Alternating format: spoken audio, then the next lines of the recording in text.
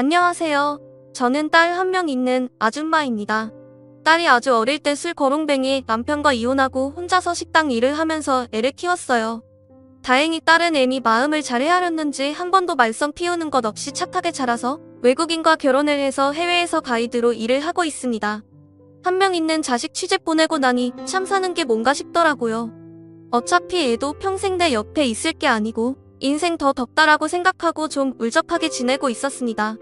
그러다 아는 지인분이 등산을 자주 다니시고 있었어요. 그 지인이 제가 우울해하는 걸 아시니까 몇 번 산에 데리고 다니셨고 그 후부터 등산을 하면서 울적한 감정을 떨쳐낼 수 있었습니다. 그러다 지인을 따라서 등산 동호회도 몇 번 가게 되었다가 마음에 맞는 사람을 만나게 되었어요. 저와 살아온 삶이 비슷한 남자였습니다. 본인도 결혼하자마자 아내가 바람나서 도망갔고 딸 한 명 있었는데 어릴 때 교통사고로 하늘로 떠나 그 후로 매일 집에서 마시고 있다가 정신 차리고 중장비 기사로 하면서 살고 있다고 하더라고요. 마음이 쓰이더라고요. 어떤 기분인지 아니까. 참 사람 사는 게 뭔가 싶기도 하고 그렇게 저희는 서로의 지난 세월을 위로하며 술잔을 기울이고 등산 모임 외에도 따로 만나는 날들이 많았습니다. 그러다 자연스럽게 저희는 황혼 연애를 시작하게 되었습니다. 그이가 월세 때문에 짐을 빼서 저희 집에 들어오게 되었어요. 제가 살고 있는 집도 그렇게 좋은 곳이 아니었습니다. 평생을 뼈 빠지게 모은 돈으로 가난한 동네에 허름한 빌라가 있는 곳에 18평짜리 집이었어요. 딸 아이와 그곳에서 오랜 시간 살았기에 옆집 앞집 사람들과 전부 아는 사이였고 다들 좋으신 분들이라 품앗이 해주듯이 저희 딸도 돌봐주시곤 했으니까요. 그렇게 이 남자가 저희 집에 들어와 살게 되고 이웃분들과도 몇 번 마주친 적이 있었어요. 이 나이에 연애한다는 게 남사스러웠지만 죄 지은 것도 아니고 한평생을 이 나이에 이렇게 살아온 것이 후회스러웠기에 그렇게 살지 않으리라 다짐해서 그냥 떳떳하게 이 남자와 같이 동거했던 것이고요. 그러다 옆집에 친하게 지내던 할머니께서 저희 집에 문을 똑똑 두들기고 오셨어요. 정말 자상하시고 없는 형편에도 뭐 하나라도 저희 집과 나눠 먹으려고 해주시고 산에서 뜯어온 두릅이며 봄새싹이며 아낌없이 나누어 주시고 쑥에서부터 감자, 옥수수까지 항상 나눠주시고 아이 학교 다닐 때 굶고 다니지 말라고 간식도 챙겨주셨거든요. 그런데 그런 옆집 할머니께서 몇 년 전부터 치매가 약간씩 오셔서 조금씩 정신 상태가 이상해지셨어요. 가끔씩 소리 지르거나 이상한 말을 하시길래 어디 아프신가 했는데 알고 보니 치매기가 있으셔서 그런 거라고 하더라고요. 자식들도 가난한 부모라고 돈 빨아먹고 없다고 옆집 할머니 다 내팽개치고 돌보려고 오지도 않다가 큰아들이 와서 귀찮으니 그냥 어디 시골 요양병원에 집어넣으려는 거 할머니께서 맨정신일 때 극구 거부하시고 자식들이랑 금전 관련해서 일체 도움받지 않을 거라고 하시다 혼자 계속 그 집에 사시는 것 같더라고요. 약을 먹으면 증상이 심해지지 않는다는 의사의 말에 따라 계속 약을 드시면서 혼자서 생활하는 거였고요. 그런 할머니가 수박 한 통을 사셨는데 너무 많다고 다 썰어가지고 쟁반에 담아 저희 집에 오신 겁니다. 저는 그때 머리를 감고 막 나올 때라 집에서 TV 보고 있던 그이한테 받아오라고 옆집 할머니가 문 두들기는 거라고 하고 내보냈죠. 그런데 그이가 문을 열고 수박을 받으려는 순간 옆집 할머니가 너 이놈 범죄자야? 이 썩을 놈아. 니네 알제? 내가 뭐 하는 거냐고 소리 지르니까 이 할머니 피멍이 틀 때까지 냅다 패고 도망간 그놈 맞지? 내가 경찰에 신고할 거야? 하면서 소리를 지르고 무서워 부들부들 떨며 도망가시는 겁니다. 그이는 아니 이 할머니가 뭔 말이고 이게 누가 누구 보고 범죄자래? 남자면 다 범죄자야? 할머니 치매야? 생사람 잡네 이 사람이 진짜? 라고 엄청 화를 내는 겁니다. 생전 그런 모습은 처음이었어요. 저도 깜짝 놀라서 머리 말리다 말고 눕다 현관으로 나가는데 옆집 할머니가 너무 놀라서 도망가시려고 발을 헛디뎠고 계단 뒤로 떼굴떼굴 넘어지신 겁니다. 빌라라서 계단 폭이 굉장히 높고 바닥이 돌보라 더 딱딱해서 다치면 큰일 나는데 그곳에서 할머니가 고꾸라져 넘어지신 것이었어요. 머리에서는 피가 철철 나고 할머니는 기절하시고 그이는 황당해서 아무것도 못하고 있고 저는 너무 무서워 손에 든 휴대폰으로 119를 불렀습니다. 할머니는 바로 그 자리에서 응급실에 실려갔고요. 저는 옆집 할머니가 너무너무 걱정되어 발을 동동 구르고 있었는데 그이는 차마해서는 안 될 말을 하더라고요. 저 할머니 도망갔나? 어디서 누가 누구 보고 범죄자래? 아니 뭐 성추행범이라더니 그런 악마라는 이 말도 안 되는 헛소리를 짓거리다가 골로 간 거지. 하나도 안 불쌍해. 뭐 대한민국은 노인이라고 헛소리해도 다 참고 대우해줘야 하나? 그냥 콱 하늘 나라로 갔으면 좋겠네. 저런 할망구는 빨리 저승 가는 게 대한민국 살리는 일이야. 아휴 내가 손 안 올린 거 다행으로 알아야지. 라면서 진짜 너무 욕을 하더군요. 제 앞에서는 한 번도 그런 모습을 보인 적이 없는 그이였는데 다친 할머니 앞에서 세상에 그런 말이 가당키나 하나요? 저는 너무 황당스럽고 어이가 없어서 그이한테 말했습니다. 당신 왜 말을 그렇게 해? 지금 제정신이야? 뭐? 빨리 저승 갔으면 좋겠다고? 당신한테는 처음 보는 할머니일 수 있겠지만 나한테는 우리 딸 손녀처럼 돌봐주신 귀하고 감사하신 분이야. 그렇게 빼적 마르고 몸도 안 좋으신데 나 먹으려고 무거운 수박 잘라서 쟁반에 썰어오시고 그렇게 주려고 하다가 이 꼴 나신 건데. 적당히 해. 진짜 당신 정 떨어진다. 난 당신 이런 사람인지 몰랐어. 할머니 아프니까 사람 보고 착각해서 그런 말 할 수도 있는 거지. 그거 보고 아파서 누워있는 사람한테 저승 가버리라고 말하는 게 정상이야? 정말 다시 보인다. 당신 정 떨어져. 라고 하고 그 일을 눈으로 훑은 뒤 저는 할머니가 계신 병원으로 갔습니다. 다행히 할머니는 머리에는 큰 이상이 없었고 아주 경미한 뇌진탕 증상이 있어서 하루 정도 입원을 해서 살펴봐야 한다고 하더라고요. 귀 뒤쪽에서부터 왼쪽 머리 관자놀이 부분까지 찢어져서 그 부분을 봉합한 상태였고요. 할머니가 마취랑 약 기운에 쓰러져 잠들어 계셨습니다. 저는 할머니한테 너무 죄송스럽고 아까 할머니가 범죄자 어쩌고 한 이야기가 무슨 말씀인지 조금 더 구체적으로 듣고 싶기도 하고 여러모로 걱정되는 마음에 집에 안 가고 할머니 곁을 지켰어요. 그렇게 몇 시간이 지나자 할머니가 조금씩 눈을 뜨고 물을 찾으시더라고요. 저는 괜찮으세요? 머리 안 아프세요? 라고 걱정을 했습니다. 할머니는 눈을 뜨고 저를 보시자마자 엄마야 엄마야 하면서 말씀하시더라고요.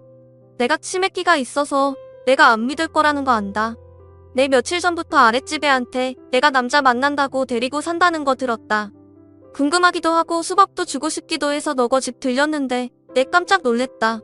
몇 년 전에 우리 집에 도둑 들고 우리 집에 경찰 오고 난리 났잖냐.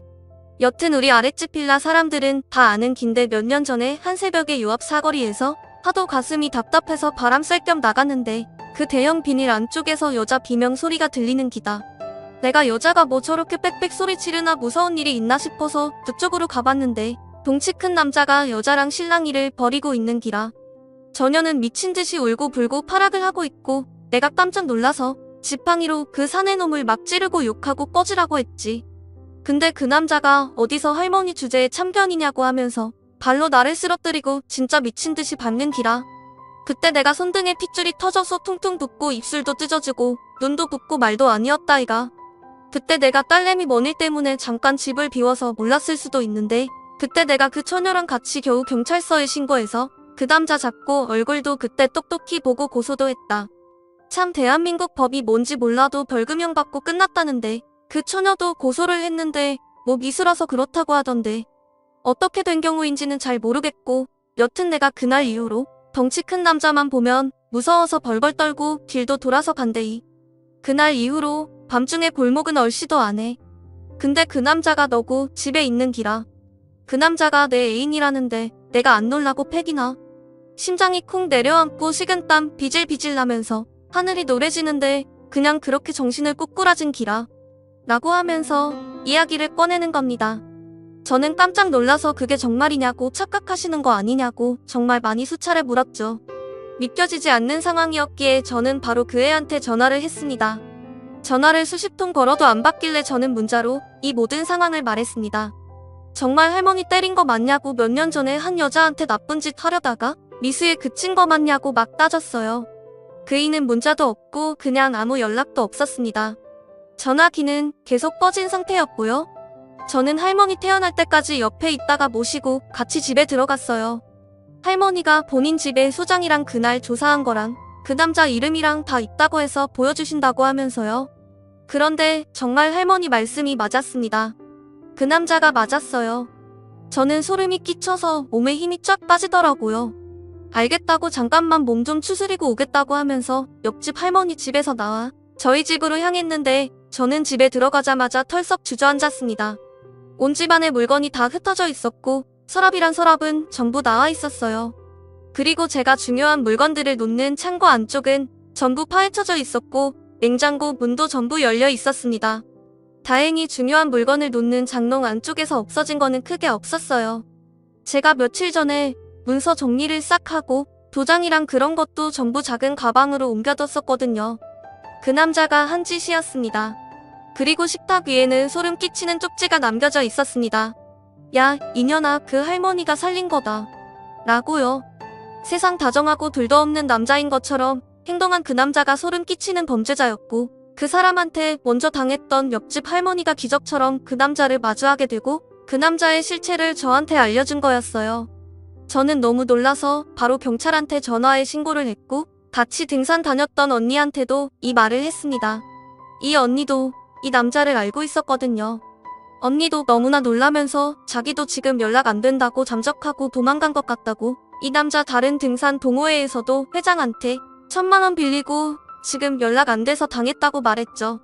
원래부터 아주 질이 떨어지는 그냥 밑바닥에서 굴던 그런 쓰레기였는데 동호회에 들어 깨끗한 척하면서 사람 골탕 먹이려고 했던 사람이었던 거죠. 저는 정말 너무너무 소름이 몸에 쫙 끼치면서 무섭더라고요. 경찰한테 신고했고 없어진 물건을 찾고 다시 돌아왔는데 그 사람은 또 그 사람을 찾고 다시 돌아왔어요. 저는 정말 너무너무 소름이 몸에 쫙 끼치면서 무섭더라고요. 경찰한테 신고했고 없어진 물건 몇 개 때문에 아직도 수사 중이지만 지금까지 잡히지 않았습니다. 나이는 64세이고 박문영이라는 이름을 쓰고 있는 남자예요. 고향은 충남입니다. 그리고 등산 동호회 쪽에서 자주 출몰하는 것 같습니다. 이 남자 지금 어디서 또 저 같은 순진한 사람한테 뒤통수 치고 그러는지 모르겠지만 여러분들 조심하세요. 저는 집 팔고 이사라도 가고 싶은데 워낙 낡은 집이라 집이 나가지도 않고 오랫동안 살아온 곳이기에 쉽사리 움직이기가 쉽지 않네요. 저는 정말 옆집 할머니가 없으셨다면 이 세상에 없었을 수도 있었겠구나 싶네요. 하여튼 여러분 조심하시고 세상에 이런 일도 있다는 것을 알려드리고 싶어서 이렇게 사연 보냈습니다. 읽어주셔서 정말 감사합니다. 다음 사연입니다. 늦둥이 동생을 내 딸이라고 의심하는 예비 신랑 20살 차이 늦둥이 동생이 있습니다. 부모님이 금술이 너무 좋은 나머지 태어난 아이입니다. 가정 모두 예뻐합니다. 막내 태어나고 부모님의 관심이 다 막내에게 쏠린 덕에 통금 없어져서 좋았고 엄마가 막내 임신한 이후 집안 사정이 정말 좋아져서 저희 집 복덩이로 불립니다.